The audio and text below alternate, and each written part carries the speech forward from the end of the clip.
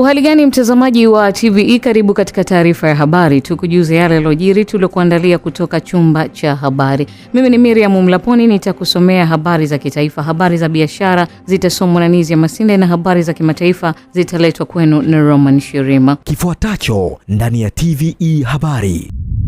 Rais Dr. Samia wasili mkoani Arusha kushiriki mkutano wa 25 wa wakuu wa nchi wanachama wa EAC. Katika biashara, BRELA yaongeza kasi urasimishaji wa biashara kuchochea uchumi. Na katika habari za kimataifa, Marekani na Israel zaendelea kushambuliana na Iran huku ikiripotiwa kukatwa kwa huduma ya intaneti nchini Iran. Karibu mtazamaji wa TVE na moja kwa moja tuanzie kwa Rais wa Jamhuri ya Muungano wa Tanzania.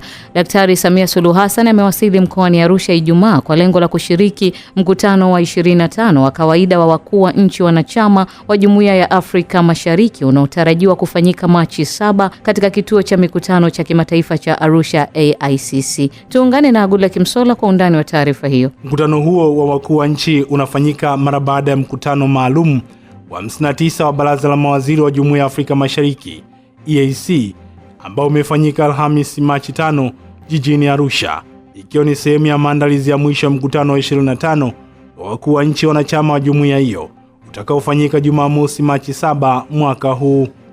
Mkutano huo wa Baraza la Mawaziri wa Jumuiya ya Afrika Mashariki ulipokea na kujadili taarifa ya kikao cha makatibu wakuu pamoja na masuala mengine, ukikamilika kwa maandalizi ya ajenda zitakazojadiliwa na kutolewa maamuzi pamoja na maelekezo ya mkutano wa wakuu wa nchi wa EAC ambao ndio chombo cha juu cha maamuzi ndani ya jumuiya hiyo.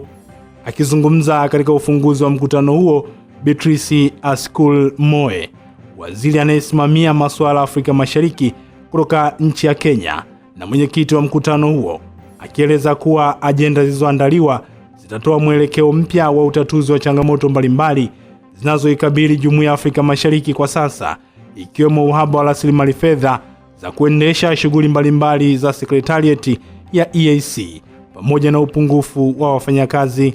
Miongoni mwa ajenda muhimu zitakazojadiliwa na kuwasilishwa na kujadiliwa katika mkutano huo wa 25 wa wakuu wa nchi ni pamoja na maendeleo ya utekelezaji wa itifaki ya soko la pamoja la EAC, kuondolewa kwa vikwazo visivyo vya ushuru, kukubaliana na kuhusu kanuni ya uchangiaji wa michango ya jumuiya pamoja na kuimarisha ushirikiano katika sekta za utalii, miundombinu pamoja na sekta ya nishati. Kwa sasa Jumuiya ya Afrika Mashariki inaundwa na nchi wanachama takribani 8 ambazo ni pamoja na Tanzania, Kenya, Uganda, Rwanda, Burundi, Sudani Kusini, Jamhuri ya Kidemokrasia ya Kongo DRC na nchi ya Somalia, ikiwa ni jumla ya idadi ya watu inayokadiriwa kufikia zaidi ya milioni 300 na pato la pamoja la uchumi GDP linalokadiriwa kuzidi dola za Kimarekani bilioni 300. Asante sana Gula Kimsola kwa taarifa hiyo.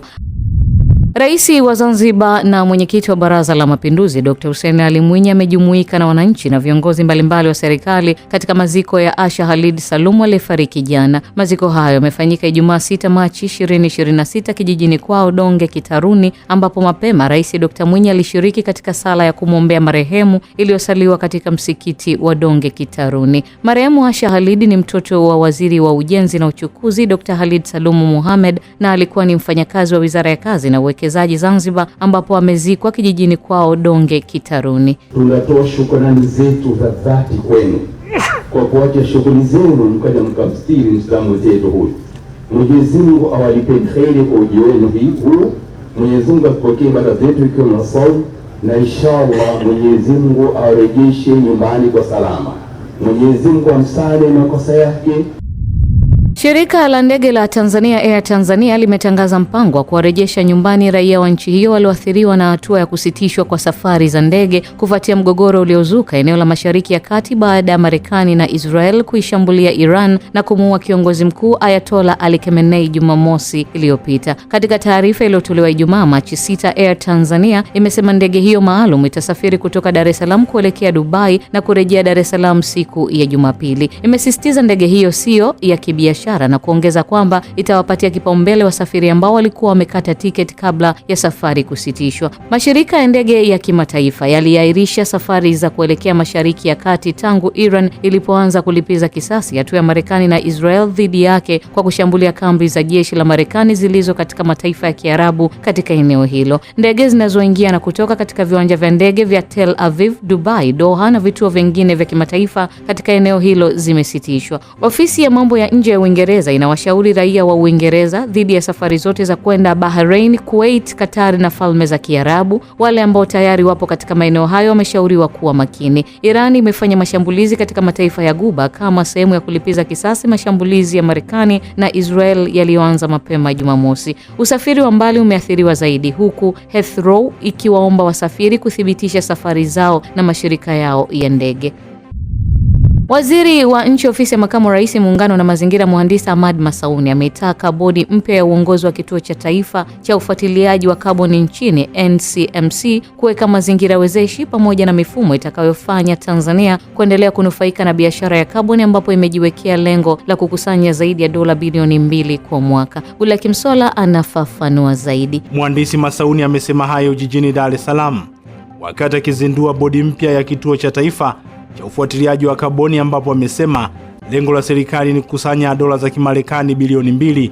Hivyo bodi hiyo ina wajibu wa kuweka mifumo imara pamoja na ushirikiano katika kufanikisha malengo hayo, ambapo dola bilioni 1 zinatarajiwa kutoka katika miradi ya kaboni ya blue na nyingine kutoka katika miradi ya kaboni ya kijani. Wataalamu kaeni mshauriane na bodi muone.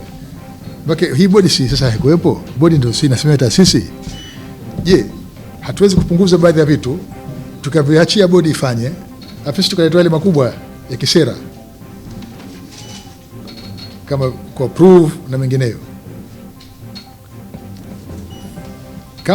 Kama itaonekana hiyo na mengine ambayo sijui mimi, yote myapitie yanafaa kama yapo kikanuni, basi kanuni sio Biblia wala sio msaafu. Kwa upande wake, mtendaji mkuu wa kituo cha taifa cha ufuatiliaji wa kaboni nchini NCMC Catherine Kigaraba amesema wao kama kituo wanategemea bodi mpya kuwasaidia katika utekelezaji wa miradi ya sasa pamoja na kubuni miradi mipya ambayo itawezesha kufikia malengo na mikakati ya serikali katika biashara hiyo ya kaboni. Kitaendelea kuimarisha mifumo hii na kuongeza mchango wa sekta ya kaboni katika maendeleo endelevu ya nchi yetu. Naye mwenyekiti mpya wa bodi ya uongozi wa kituo cha kufuatilia kaboni nchini NCMC Dr. Albina Chua amesisitiza ili kufikia malengo wanahitaji ushirikiano kutoka kwa wizara katika maeneo mbalimbali ikiwemo ya kisheria, sera pamoja na miongozo. Mbe wenzangu wa bodi pamoja na management, haya uliyoyasema Mheshimiwa Waziri,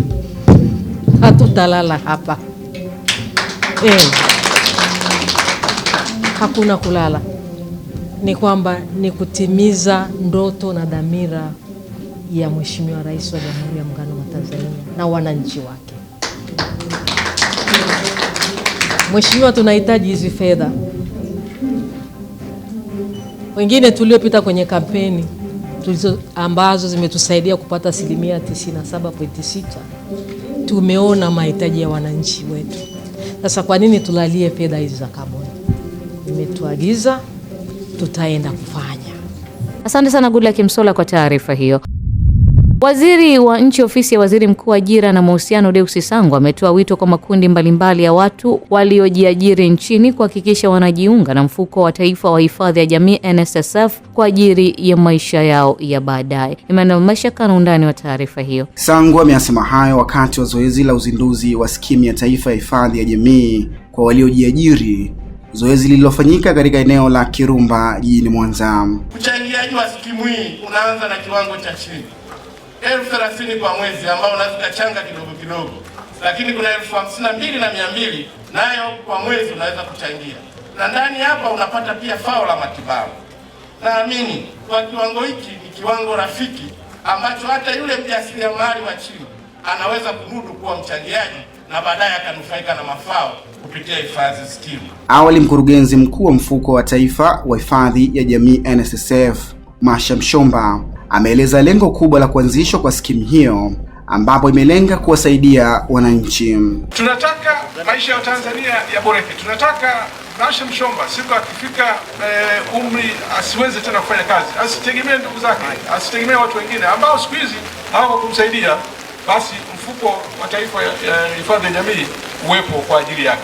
Tunataka mtu ukipata ulemavu uweze kusaidiwa na NSSF. Tunataka ukiugua sio uanze kuchangisha kila mahali kupitia vyombo vya habari na mambo kama hayo. Tunataka ukiugua basi mfuko wa hifadhi ya jamii NSSF uwepo kwa ajili yako. Kwa hiyo tuna mambo mazuri chini ya hifadhi scheme, na ndio maana naomba kwa dhati kabisa nimshukuru Mheshimiwa Rais kwa kuchukua hatua na kuhakikisha kwamba wajasiriamali nchi hii wanakuwa na wenyewe ni sehemu ya hifadhi ya jamii. Ndugu zangu, aidha mkuu wa mkoa wa Mwanza Saidi Mtanda ameeleza umuhimu wa kujiunga na mfuko huo, huku akishukuru NSSF kwa kuzindua zoezi hilo mkoani humo. Nashukuru sana NSSF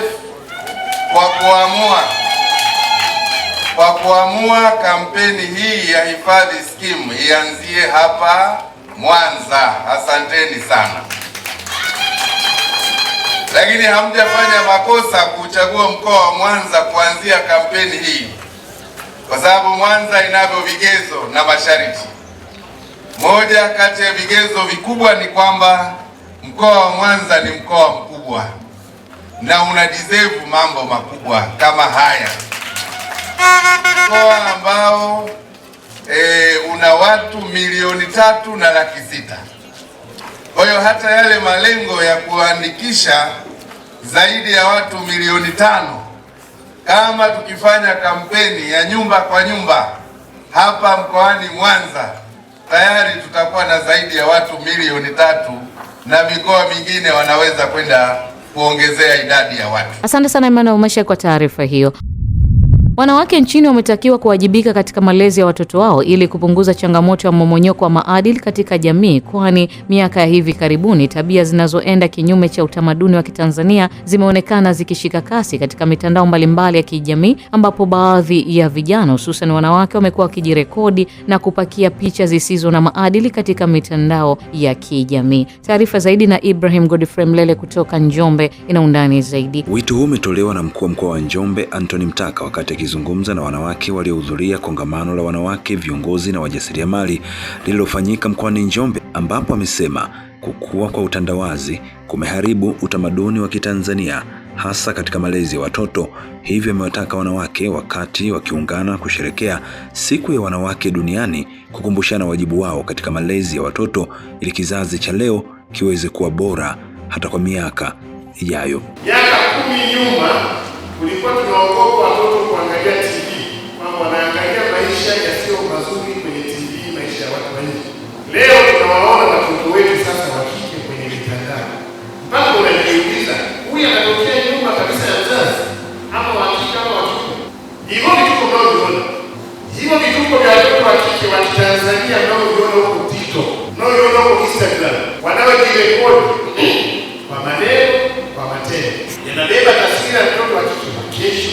Hiyo ndio kazi kubwa ambayo tunapaswa kuifanya. Papo mahala usipotimiza wajibu wetu na kuja kupata changamoto kesho. Kuna mtu unamwona mitandaoni mtu anafanya vitu, unasema huyu kesho ni mama mkwe wa mtu, huyu ni mkamwana wako, ndio umekaa siku moja umetulia pale, anakuja kila kwa mimi na mchumba. Maki shida moja ya teknolojia inatuma. Marehemu Mungu alituambia ogopa Mungu na teknolojia. Alice Simonile ni mkuu wa kitengo cha maendeleo ya jamii katika ofisi ya mkuu wa mkoa wa Njombe.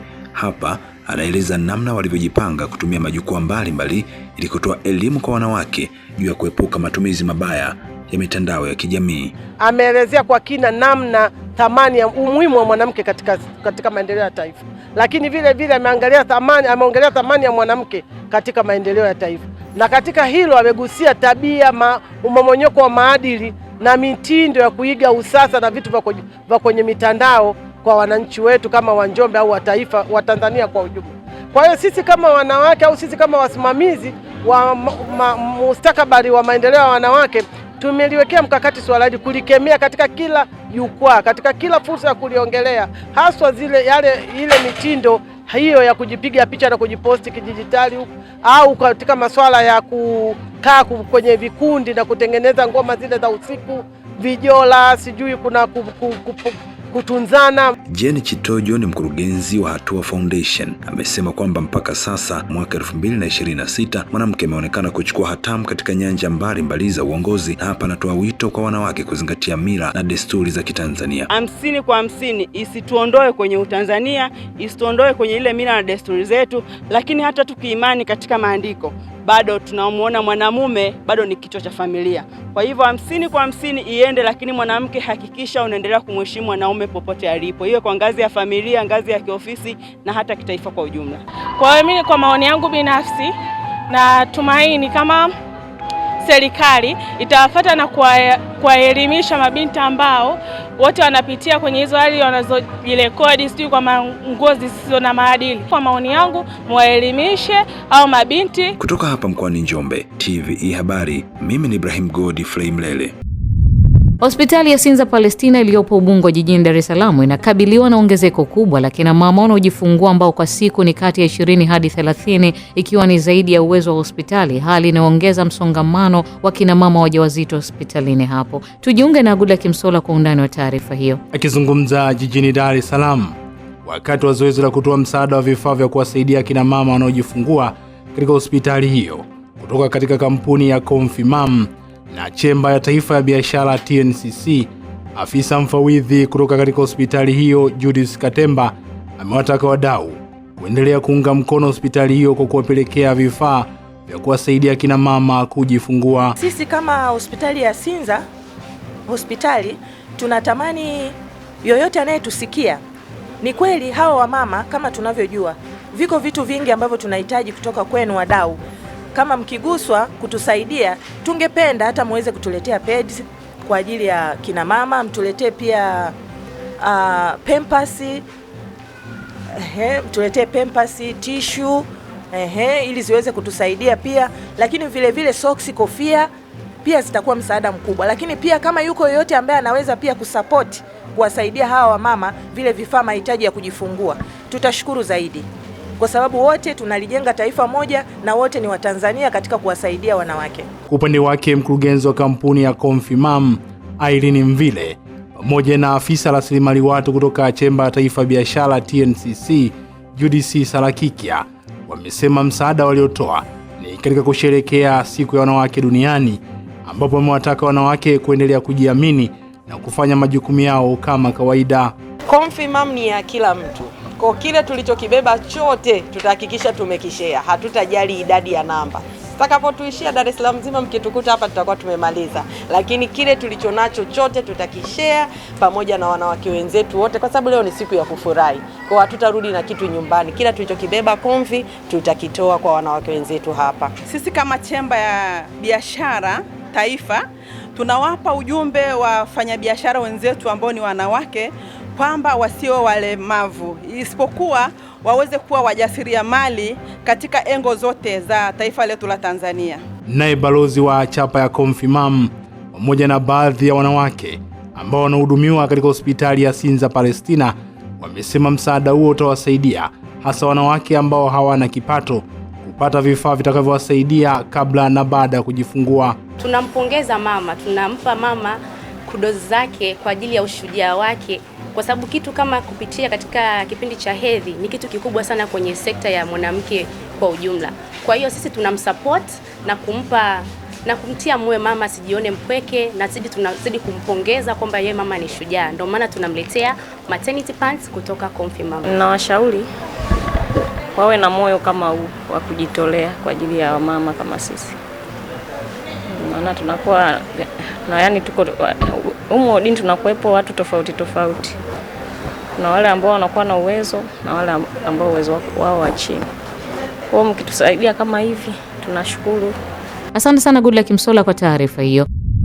Wananchi wa halmashauri ya manispaa ya Shinyanga mkoani humo wamesema kukamilika kwa stendi mpya ya mabasi ya Katunda kutasaidia kukuza uchumi wao, kwani wengi wao watapata fursa ya kujiajiri kupitia biashara ndogo ndogo zitakazoongeza kipato cha familia zao. Taarifa na Joel Maduka kutoka Shinyanga ina undani zaidi. Mradi wa ujenzi wa stendi hiyo kwa sasa umefikia 35% ya utekelezaji na unatekelezwa na mkandarasi Sihotech Engineering Company kwa kushirikiana na MJ Global Multi Company Limited kwa gharama ya zaidi ya shilingi bilioni 26.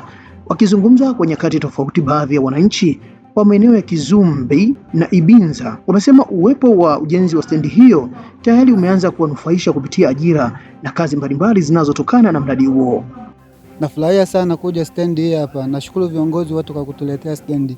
Cha kwanza, watu wakazi wa hapa Kizumbi wanafaidika kazi ndogo ndogo za ujenzi, na hii stendi kishamalizika italetea fursa vijana wengi, hasa bodaboda, wachoma chipsi, choma nyama, itakuwa na mzunguko mkubwa wa watu. Wakazi wa Ibizamata tutanufaika kwa sababu tutapata fursa ya kufanya biashara kwa wafanyabiashara wadogo wadogo. Watu kama bodaboda watapata fursa kubwa sana ya kufanya biashara katika maeneo haya. Hatua ya maendeleo ya mradi huo inamvutia katibu wa NEC Itikadi, Uenezi na Mafunzo wa Chama cha Mapinduzi CCM Taifa, Kenan Kiongosi, ambaye ametembelea mradi huo na kupokea taarifa ya utekelezaji na kutoa maelekezo mbalimbali kwa wahusika ili kuhakikisha ujenzi unakamilika kwa wakati. Mheshimiwa Katibu Mwenezi Taifa, mradi huu ni kifurushi namba 1 kikiwa na ujenzi wa stendi ya Katunda sehemu ambapo tuko hapa, ujenzi wa barabara kwa kiwango cha lami nzito, lakini pia hizo barabara pia zitawekewa taa za mwanga wa jua. Hii barabara tuna barabara ya nguzo 8 Mwawaza na barabara nyingine ya Siwanatone Ndara ambazo zote kwa pamoja zina kilomita 6.35. Wetu rai moja kwa mkandarasi wetu kuongeza spidi, kuongeza vifaa, mradi huu uweze kukamilika kwa muda stahiki. Lakini hapa pana jambo la vibarua. Hamjanipa taarifa, lakini inaonekana vibarua wanadai walipwe malipo yao haraka, na ikiwezekana kabla sijaondoka katika mkoa huu wa Shinyanga. Katika hatua nyingine, akiwa kwenye mradi wa ujenzi wa uwanja wa ndege wa mkoa wa Shinyanga ambao unagharimu takriban shilingi bilioni 44, meneja wa TANROADS mkoa wa Shinyanga Mhandisi Joel Mwambugu amesema kukamilika kwa mradi huo utasaidia kuongeza idadi ya wageni na watalii wanaoingia mkoani humo. Tunategemea kupata kutokana na mradi huu kukamilika, ambapo kwanza kabisa ukimanisha muunganiko wa usafiri wa anga kati ya mkoa wa Shinyanga na maeneo ya Nyanda ambao ilikuwa pati hiyo kwa jamii. Lakini pia tunavutia uwekezaji na shughuli za utalii katika ukanda wa Ziwa. Pongeze Mheshimiwa Rais kwa kutoa fedha zaidi ya bilioni 44 kuhakikisha mradi huu unajengwa na unakamilika, na tumeona hatua kubwa ambayo imefikiwa katika eneo hili kwa maana ya majengo, lakini hii runway ambayo itatumika kwa ajili ya kurusha ndege. Lakini tuwapongeze wakandarasi kuona kwamba wameshalipwa zaidi ya bilioni 38. Ziara ya katibu wa NEC Itikadi, Uenezi na Mafunzo wa CCM Taifa Kenan Kiongosi mkoani Shinyanga inaendelea kuleta matumaini kwa wananchi, huku ikiibua miradi mikubwa ya maendeleo inayotekelezwa kwa fedha za serikali pamoja na kusikiliza na kutatua kero mbalimbali za wananchi. Asante sana Joel Maduka kwa taarifa hiyo. Katika kuelekea maadhimisho ya siku ya wanawake duniani ambao huadhimishwa Machi 8 ya kila mwaka, wadau wa elimu na jamii kwa ujumla wametakiwa kuendelea kuwajengea uwezo watoto wa kike ili waweze kushiriki kikamilifu kusoma masomo ya sayansi na fani ya uhandisi, kwani ushiriki wao kwenye masomo hayo bado ni mdogo ukikadiriwa kufikia 15%. Mrisho Mapewa na undani wa taarifa hiyo. Hayo yamebainishwa jijini Dar es Salaam na mkuu wa Chuo cha Taifa cha Usafirishaji NIT Dr. Prosper Mgaya wakati chuo hicho kwa kushirikiana na Benki ya Dunia walipowapeleka wanafunzi wa kike kutoka shule ya sekondari Tuliani ya Magomeni jijini humo kwenye ziara maalumu ya kutembelea na kujionea taaluma ya uhandisi na sayansi inavyofundishwa kwenye Chuo cha Taifa cha Usafirishaji NIT, ambapo wamesema kuna umuhimu wa kuongeza mwamko kwa watoto wa kike kusoma masomo ya sayansi na uhandisi. Dr. Mgaya amesema NIT kwa kushirikiana na Benki ya Dunia inaendelea kutekeleza mradi wa kuanzisha kituo cha umahiri katika masuala ya usafiri wa anga chenye majengo pamoja na vifaa vya kisasa vinavyolingana na vile vinavyopatikana katika vyuo vya kimataifa sanjari na kuwajengea uwezo watoto wa kike. Kwenye hizi kozi za sayansi pamoja na kozi za engineering unakuta ushiriki wa watoto wa kike haizidi 15%. Sasa hii ni asilimia iko chini sana. Si kwamba watoto wa kike hawana uwezo, lakini ni ule muamko. Manake kwa wale ambao wameshiriki katika hizi kozi tunaona hata madarasani performance yao ni kubwa sana. Kwa hawa watoto kuwaleta hapa, pamoja na kwamba wameona mazingira ya kujifunzia na pia wameona na vifaa vya kisasa, ili kuamsha muamsho wao, manake wakiwa kule chuoni wana wakati hawaoni, hawawezi kujua kwamba hizi program kama hizi, kwa mfano za urubani, za ufundi matengenezo ya ndege, kwamba zinapatikana hapa nchini. Sasa kwa wao kufika hapa, wamefunguka uelewa wao. Kwa upande wake, mkuu wa shule ya sekondari Tuliani Happiness Mailo amesema ziara hiyo imekuwa muhimu kwa wanafunzi kwa kuwa imewasaidia kujionea mazingira ya masomo ya sayansi na kuwahamasisha hasa wasichana kujikita katika masomo hayo. Dunia tulionayo kwa sasa ni ya sayansi. Bila sayansi huwezi kufanya kitu. Kwa sasa wanaenda kuongeza bidii ili waweze kufikia malengo yao, kwa sababu inawezekana. Zaidi sana mnatakiwa kujua, katika wanafunzi 50 tumekuja na wanafunzi 5 ambao ni wale waliokuwa wamepoteza nafasi mwanzo, drop out. Lakini kwa msaada wa World Bank, lakini kwa tamko la Mama Samia Suluhu Hassan, wamerudishwa shuleni na tunao nao wamekuja kuwa inspired waweze kufikia malengo yao. Naye mmoja wa wanafunzi wa shule ya sekondari Tuliani, Lisa Ramadhani, amesema ziara hiyo imewasaidia kupata uelewa zaidi kuhusu masomo ya sayansi na uhandisi na kuona fursa zilizopo katika taaluma hiyo. Tutaweza kujua kwamba uinjinia una faida gani kwetu na unaweza kutusaidia nini. Na katika ziara hii ya leo, maana tulikuwa tujui kwamba kuna vitu gani katika uinjinia. Katika ziara yetu ya leo hii, tunaweza kwamba tumepata nuru kwamba uinjinia una faida gani na una hasara gani, au unaweza kupatia malengo gani katika jitihada zako. Asante sana Mrisho Mapeo kwa taarifa hiyo. Katika kuelekea kilele cha maadhimisho ya siku ya wanawake duniani Machi 8, benki ya CRDB kanda ya Magharibi imetoa msaada wa taulo za kike kwa wanafunzi wa shule ya sekondari ya wasichana ya Nyankumbu ili kuwasaidia kukabiliana na changamoto za hedhi wanapokuwa shuleni. Akizungumza katika hafla fupi ya kukabidhi msaada huo, meneja wa benki ya CRDB kanda ya Magharibi Jumanne Wagana amesema kuwa zawadi hiyo ina thamani ya shilingi milioni 5, na amesema pia benki hiyo ina mipango mbalimbali ya kuwawezesha wasichana na wanawake kufikia malengo yao ya kielimu na kiuchumi. Kwa sababu ni wiki ambayo tunaadhimisha siku ya wanawake duniani, sisi benki ya CRDB tuliandaa majitoleo. Kwa kanda yetu ya Magharibi tukachagua shule ya Nyankumbu Girls, tukaleta zawadi ambazo tutawakabidhini hapa. Tunasema ni majitoleo au kitaalamu wanasema corporate social responsibility. Tutawakabidhi taulo za kike za thamani ya shilingi milioni 5 ambazo tuko nazo tuweze kuwasaidia kama akina mama. Kwa upande wake, mgeni rasmi katika hafla hiyo ambaye ni mbunge wa viti maalum mkoa wa Geita Regina Mikenze amewahimiza wanafunzi wenye vipaji katika shule hiyo kuwa na dhamira ya kuviendeleza ili vitakapowasaidia kufikia ndoto zao. Usisalau vipaji. Hapa unapokuwa mashuleni, kama una kipaji chako, naomba udhamirie kukiendeleza. Kipaji sasa hivi ndio mtaji mkubwa. Kama ambavyo mnafahamu, ajira, ukitegemea ajira za serikali peke yake hazitoshi. Kwa hiyo kama una kipaji, panga kuendeleza kipaji chako. Matajiri wakubwa, hata ukiangalia nchi kubwa duniani, utaona wametajirika kwa sababu ya kipaji. Kila la heri, this interclass session mliofanya imekuwa ni nzuri sana kwa kuwajenga mwe vijana bora, mwe mabinti bora, lakini kisha kuna mtu anayekatisha ndoto zake. Naye mwalimu mkuu wa shule ya sekondari ya wasichana Nyankumbu Hadija Kayanda ameshukuru benki ya CRDB kwa msaada huo, akisema utawasaidia wanafunzi wengi kuendelea na masomo yao kwa utulivu. Tunashukuru kwa zawadi. Kama shule kwa kweli tumefurahi sana. Ukiona mtu anamjali mtoto wa kike hasa katika mambo yetu haya, huyo amekuwa thamani kubwa. Tunashukuru sana, karibuni tena mara nyingine. Tunashukuru kwa zawadi na kwa kumjali mtoto wa kike. Tunakaribisheni Nyankumbu, tunawapenda sana. Sambamba na hilo, benki ya CRDB pia imeshiriki kudhamini mashindano ya michezo mbalimbali shuleni hapo kwa kutoa mbuzi kama zawadi kwa washindi wa michezo, ikiwamo mpira wa miguu na mpira wa pete, ikiwa ni sehemu ya kuhamasisha na kukuza vipaji vya wanafunzi.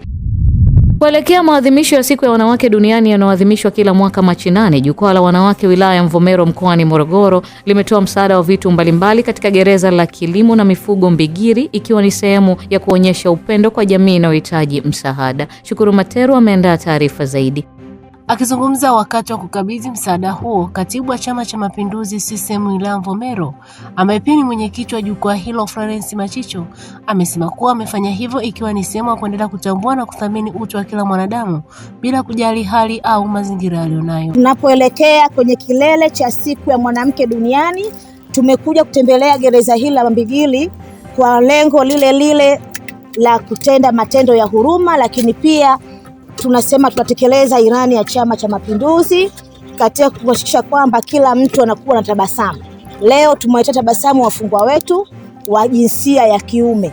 Wapo wanaenda kwenye jinsia ya kike, kwa watoto, wengine wanaenda kwa watoto wenye mahitaji maalumu, lakini sisi tukaona hapana, tuwakumbuke wanaume oye! Mimi kama mdau pamoja na wanawake wengine kuelekea siku ya wanawake duniani, wito wetu ni zaidi kuwaasa wakina mama wengine, wakina mama kutoka makundi mbalimbali, tunapoadhimisha siku ya mwanamke duniani, basi tuweze kutenda matendo ya huruma mbalimbali katika sehemu tofauti ili tuweze kusaidia jamii zetu. Sisi tumefanya kwa wafungwa, lakini naamini yako makundi mbalimbali ambayo yana uhitaji mkubwa. Kwa hiyo basi wakina mama wengine pia waweze kufanya chochote katika maeneo yao. Akizungumza mara baada ya kupokea msaada huo kwa niaba ya mkuu wa gereza la kilimo mifugo Mbigiri, Sunday Tutumfe, amesema msaada huo umekuja kwa wakati mwafaka, kwani vijana wengi waliopo katika gereza hilo wanahitaji msaada wa mahitaji madogo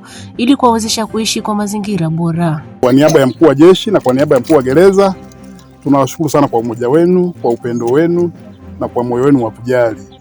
Na pia tunaomba mkoa wa mabalozi wetu wazuri, hata kwa taasisi, kwa asasi zingine na vyama vingine, wakumbuke kuja kuwaona wafungwa. Wana mahitaji mengi sana. Na serikali huwa haiwezi kuvikizi vyote kwa sababu mahitaji ni mengi. Kwa hiyo mnapofanya hivi mnakuwa mmeisaidia serikali, mmemsaidia Mheshimiwa Rais Mama Samia Suluhu Hassan. Kwa kweli tunawashukuru sana kwa niaba ya mkuu wa jeshi, kwa niaba ya mkuu wa gereza tunawashukuru sana. Shukuru Materu, TVE, Morogoro. Asante sana mtazamaji, hii ni taarifa ya habari. Mimi ni Miriam Mlaponi, tupate mapumziko mafupi kisha tutaendelea na taarifa ya habari. Kifuatacho ndani ya TVE habari. Katika biashara, BRELA yaongeza kasi urasimishaji wa biashara kuchochea uchumi.